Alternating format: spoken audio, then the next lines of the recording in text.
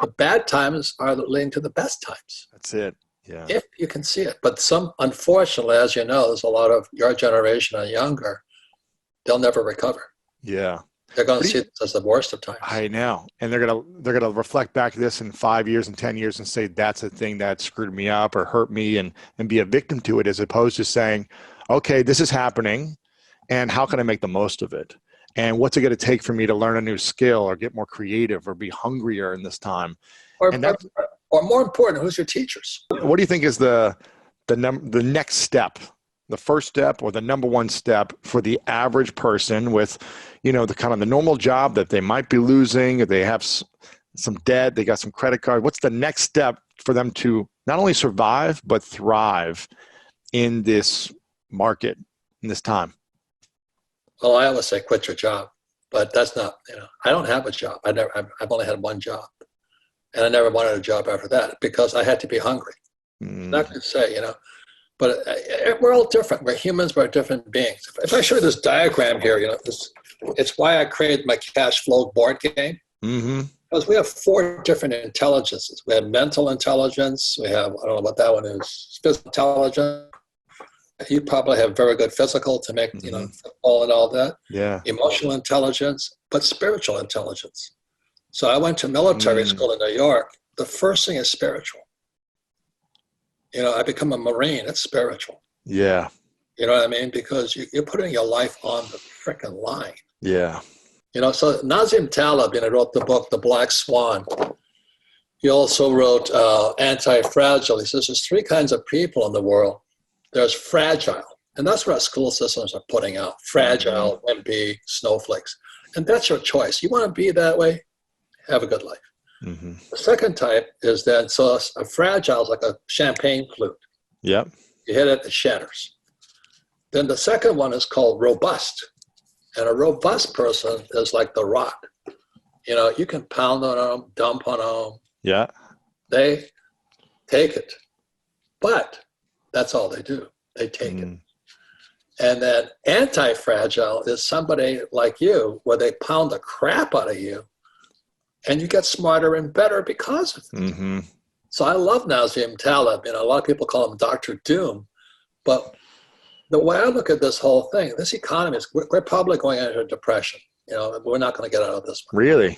Oh, yeah. And so the thing is this good for you or bad for you? I'm looking forward to it. The last crash was 2008. And I made more money in 2008 than in my whole life. So this one here, 2000, what is it, 2020? I'm going to get even richer. But other people are going to get poor. And if they're baby boomers, they're going to blame it on this coronavirus. Oh, my health, hey, hit the road, put on some running shoes, change your diet, get some sunlight, get healthy. Don't be a wimp. But, oh, no, I'm so afraid of dying. I'm going, you're already dead. You don't even know it yet. In the Marine Corps, we used to call them corpse people. Right. Corpse, not core. Yeah. A corpseman. No, a corpseman. A corpseman is a person who's dead but doesn't know it. Wow. They're so afraid of dying. They're already dead. Yeah. It's about taking action, taking control of your life, taking control of your health, your finances, everything. This is the best time to be alive right now. I did an interview with Dave Ramsey last week, and he said, the last 3 or 4 recessions or down economies, whatever you want to call it, crashes, he said, I made more money during those times than I do in good times. Yeah. So I'm hearing him say that. I'm hearing you say that.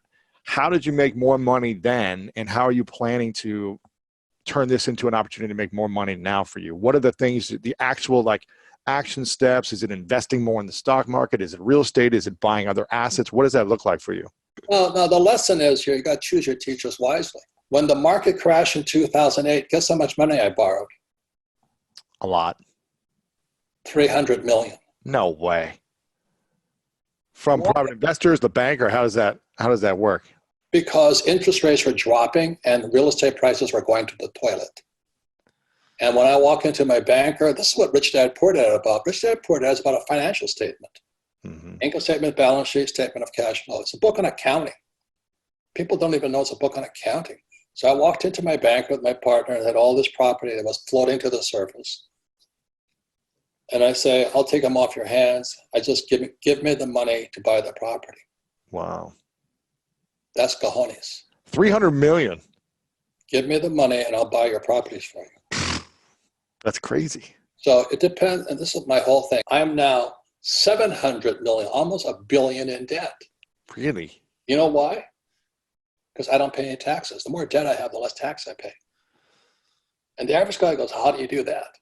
Because you have bad teachers. And so it's this whole thing that you got to choose your teachers wisely. That's why I wrote the book, Fake money, fake teachers, fake assets. I don't touch that garbage that Wall Street puts out. I don't have a 401k. I don't have stocks, bonds, mutual funds, ETFs.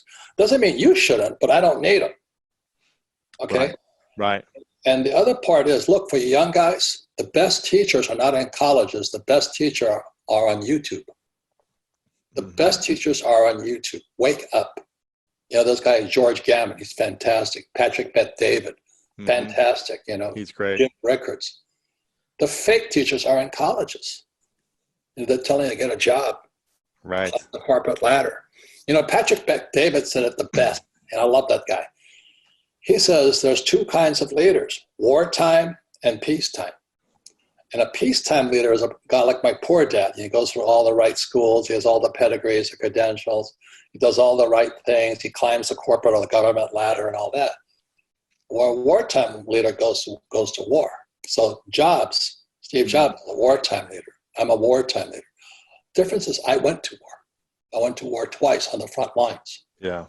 And I changed. What happened? So I joined the Marine Corps. I go to flight school in Pensacola. I learned to fly. I go to Camp Pendleton.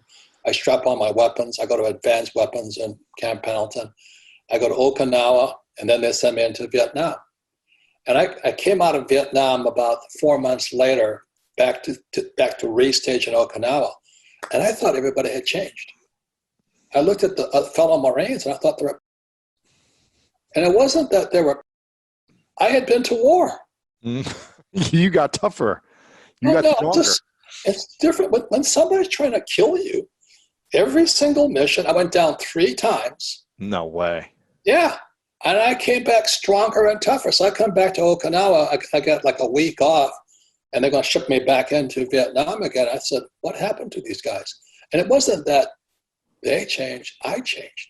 So what happens to entrepreneurs who go out and they get their ass handed to them and they survive? If you survive, you see the world differently. And so that's what happened to you when you get injured and all this. Yeah. You see a different world. Whereas some peacetime who's climbing the corporate ladder right now, they just lost their job. They're sucking their thumb. You know, this is the worst time for them.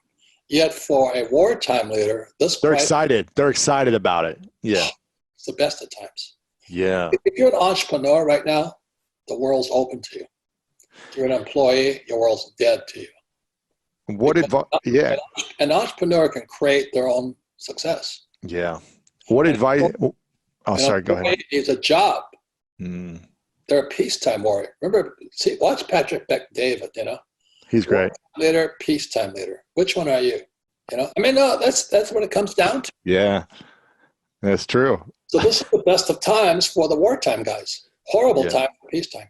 Right. And for the people that are the wartime people, what is the best advice you would give them now for the next year or 2 years to capitalize on? How do they make more money? How do they make their millions during this time? What would you suggest? You can't make money now. You should hang it up. I tell all you frickin' millennials, man. You got, I don't know where it is. I got this iPhone. If you can't make money with that, hang it up. You know, like we used to say, hang up the jockstrap. You're not going to make the team. You can't make money with an iPhone through social media, through marketing. You have the world at your fingertips, and you can't make money. The problem is between this ear and this ear. It's not out here. It's in here. That's why you've got to choose your teachers wisely. Yeah. You know, so let me just say it again. The best teachers are on YouTube. So is the best porno. Make up your mind what you want to listen to. You know what I mean? We have a choice. So, I'm just being real to you. I hear you, man. No. I hear you. What's the best investment people can make then to capitalize on this opportunity? Is the investment in education? Left ear. Look, if you're poor right now, It was called Look in the Mirror. That's what my dad always said to me. He says, if you're looking in the mirror right now and you see a loser, that's what you are. You can't make money in this economy. You better change your thinking. Hindsight is 20/20, as they say. Yes. If you're looking at, you don't have any money, you don't have a job, your boyfriend or girlfriend has left you, and so then they go, so, well, how did I get here? How did I get here? There was a great book called, Gulag Archipelago by Solzhenitsyn. So he gets thrown in a concentration camp or a gulag in Siberia, and he says, how did I get here? You know how he got there? Because he was a peacetime leader. Didn't fight back. So people are being sold a bill. Go to school, get a job, pay taxes, save money, get out of debt, buy a house. The house is an asset, and invest for the long term in a well-defined portfolio of stocks, bonds, mutual funds, and ETFs. And I do none of that. And why do you recommend the opposite? Because I don't have to do that crap. That's Kool-Aid. Go to school. What do they teach you about money? Nothing. Get a job. You pay the highest taxes. Pay your taxes. I don't pay taxes. Get out of debt. Well, money is debt after 1971, if you know your history of money. Your house is not an asset. Your house is a liability. And why would I invest for the long term in the stock market when I can make my own assets? I don't need the stock market. I'm not saying you shouldn't. But I create my own assets. I create my own cash flow. Every day I can. You mean through your business, through your creativity. I'm an entrepreneur. Yeah. Most people are employees. They're looking for jobs. I'm just looking for. So like right now. Should entrepreneurs invest in the stock market? Do you think if you're an entrepreneur, you should invest in? Look, find a stupid teacher who's going to tell you what to do. I'm asking your opinion. I'm curious as a teacher. I don't give advice. I wouldn't follow Warren Buffett either. You know why? Because he invests the money. Why would I let him invest my money? I want the fun. So what's the investment you make the most in? Look, please hear what I'm saying. Yes. I made a fortune in 2008. 2020, I'm making more money and I'm paying less taxes. It doesn't mean I don't have problems, but I'm prepared for this. My biggest problem right now is because everybody's taking a vacation, I can't get enough product. I'm selling out. My cash flow game is sold out. It's selling out constantly all over the world. All over the world, I get royalties from my book sales. My book sales are going through the roof right now. So I'm making more money. Information, yeah. There's two kinds of discipline. There's internal or self-discipline, and then there's external discipline. So right now, if the world's kicking your butt, that's external discipline. And if you're self-disciplined, the world's kissing your butt right now.